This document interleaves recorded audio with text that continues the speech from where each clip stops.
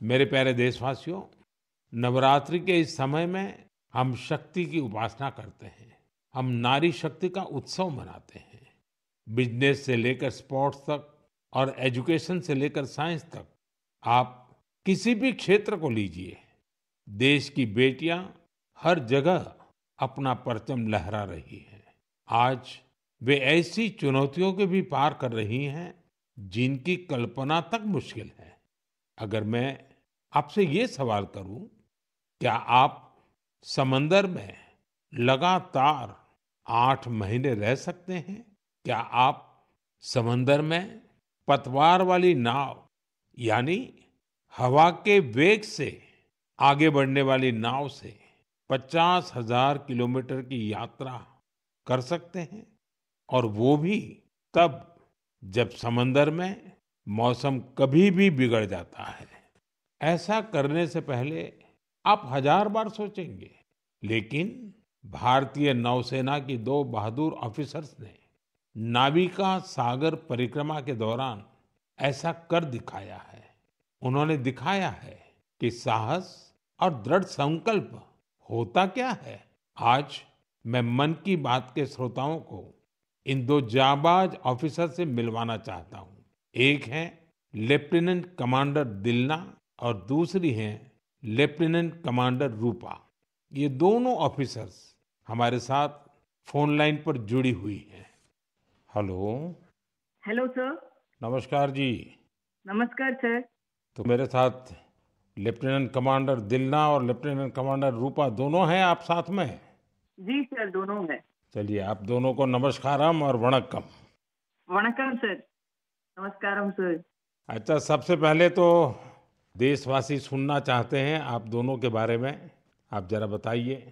Sir, मैं lieutenant commander दिलना हूँ और मैं इंडियन नेवी में लॉजिस्टिक्स कैडर से हूँ सर। मैं नेवी में 2014 में कमीशन हुई थी सर, और मैं केरला में कोझिकोड से हूँ। सर, मेरा फादर आर्मी में थे और मेरा मदर हाउसवाइफ है। मेरा हस्बैंड भी इंडियन नेवी में ऑफिसर है सर, और मेरा सिस्टर एनसीसी में नौकरी करती है। जय Hind sir.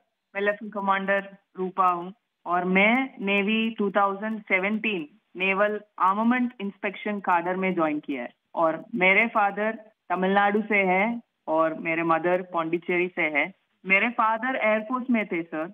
Actually defence join करने के लिए मुझे उनसे ही प्रेरणा मिली, और मेरी मदर होम मेकर थी। अच्छा दिलना और रूपा, आपसे मैं जानना चाहूंगा कि आपकी जो सागर परिक्रमा में आपका एक्सपीरियंस देश सुनना चाहता है। और मैं पक्का मानता हूँ ये कोई सरल काम नहीं है, कई कठिनाइयाँ आई होगी, बहुत मुश्किलें आपको पार करनी पड़ी होगी। जी सर, मैं आपको ये बोलना चाहती हूँ कि लाइफ में सर एक बार हमें ऐसा मौका मिलता है जो हमारी जिंदगी बदल देती है सर। और ये सर्कम नेविगेशन वो हमारे लिए ऐसी एक अपॉर्चुनिटी थी जो इंडियन नेवी और इंडियन गवर्नमेंट ने हमें दिया है। और इस एक्सपेडिशन में हम लगभग 47,500 किलोमीटर सेल किया सर। हमने 2 अक्टूबर 2024 को निकला गोवा से, और 29 मई 2025 को वापस आया। और इस एक्सपेडिशन हमें कंप्लीट करने के लिए 238 डेज लगे सर। और 238 डेज हम सिर्फ दोनों थे सर इस बोट पे।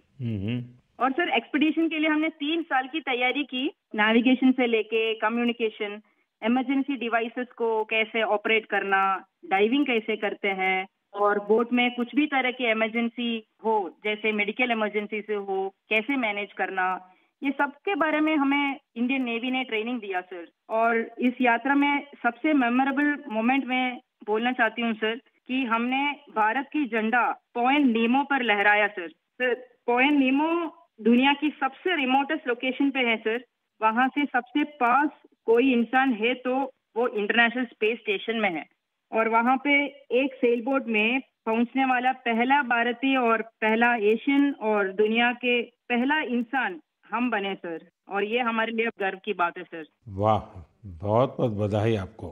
Thank you sir. आपके साथी भी कुछ कहना चाहते हो? सर, मैं ये कहना चाहती हूँ कि ये सेल बोट से ये दुनिया का सर्कम नेविगेशन जो किया है, उनका नंबर माउंट एवरेस्ट पहुंचने वाला के नंबर से बहुत कम है। और एक्चुअली जो सेल बोट से अकेले जो सर्कम नेविगेशन करते हैं उनके नंबर जो स्पेस में गए हैं उनके नंबर से भी बहुत कम है। अच्छा, इतनी कॉम्प्लेक्स जर्नी के लिए बहुत टीम वर्क की जरूरत होती है और वहाँ तो टीम में आप 2 ही ऑफिसर्स थे। आप लोगों ने कैसे मैनेज किया इसको? जी सर, ऐसे यात्रा के लिए हम दोनों को एक साथ मेहनत करना पड़ता था और जैसे लेफ्टिनेंट कमांडर दिलना ने बोला, ये अचीव करने के लिए सिर्फ दोनों था बोट पे और हम बोट रिपेयरर थी, इंजन मैकेनिक थी, sail maker, medical assistant, cook, cleaner, diver, navigator और सब कुछ एक साथ बनना पड़ता था और ये हमको अचीव करने के लिए इंडियन नेवी का बड़ा कंट्रीब्यूशन था और हमको हर तरह की ट्रेनिंग दिया है। एक्चुअली सर, हम 4 साल से साथ सेल कर रहे हैं तो एक दूसरे की स्ट्रेंथ और वीकनेस हम अच्छी तरह से जानते हैं, इसलिए हम सबको कहते हैं कि हमारे बोट पर एक इक्विपमेंट थी जो कभी फेल नहीं हुआ, वो हम दोनों का टीम वर्क था। अच्छा, जब मौसम खराब होता था, क्योंकि ये समुद्री दुनिया तो ऐसी ही है, जहाँ मौसम का कोई ठिकाना नहीं, तो आप उस सिचुएशन को कैसे हैंडल करते थे? सर, हमारा यात्रा में बहुत सारा एडवर्स चैलेंजेस सब थे सर। हम इस एक्सपेडिशन में कई चैलेंजेस फेस करना पड़ा। स्पेशली सर, सदर्न ओशन में हमेशा मौसम बुरा होता है। हमें 3 तूफानों को भी फेस करना पड़ा और सर, हमारा बोट सिर्फ 17 मीटर का है और लेंथ में उसका विड्थ है सिर्फ 5 मीटर। तो कभी कभी कुछ लहरें आती थी जो 3 स्टोरी बिल्डिंग से भी बड़ी थी सर, और हमने बहुत ज्यादा गर्मी और बहुत ज्यादा सर्दी दोनों फेस किया है हमारे जर्नी में।